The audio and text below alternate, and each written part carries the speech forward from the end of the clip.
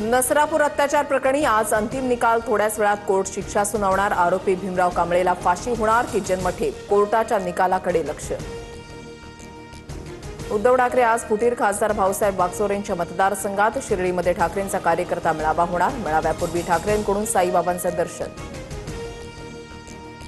देवेंद्र फडणवीस पंतप्रधान पदाची स्वप्न बघत असतील तर त्यात गैर काय? फडणवीसांना संघाचा पाठिंबा. गद्दार सोडून मराठी माणूस पंतप्रधान व्हावा.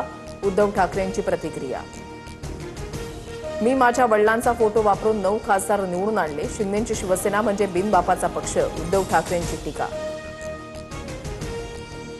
राम मंदिर लुटणारी बाबर जनता पार्टी आली आहे. बाबरची औलाद राम मंदिर लुटत आहे. उद्धव ठाकरेंची टीका. तर उभाटा औरंगजेबाची पार्टी झाली आहे. अतुल भातखळकर यांचं प्रत्युत्तर. उद्धव ठाकरेंच्या दौऱ्यानंतर यवतमाळमधील पदाधिकाऱ्यांचे राजीनामे. यवतमाळ तालुका प्रमुखासह 15 जणांनी पक्ष सोडला. शिंदेच्या शिवसेनेमध्ये प्रवेश करणार. छत्रपती संभाजीनगरमध्ये आज रोहित पवारांचा एल्गार. विनाट कर्जमाफीच्या मागणीसाठी आंदोलन. पोलिसांचा मोठा बंदोबस्त तैनात. आंदोलन दडपण्याचा प्रयत्न केल्यास जेल भरो करणार. रोहित पवारांचा इशारा.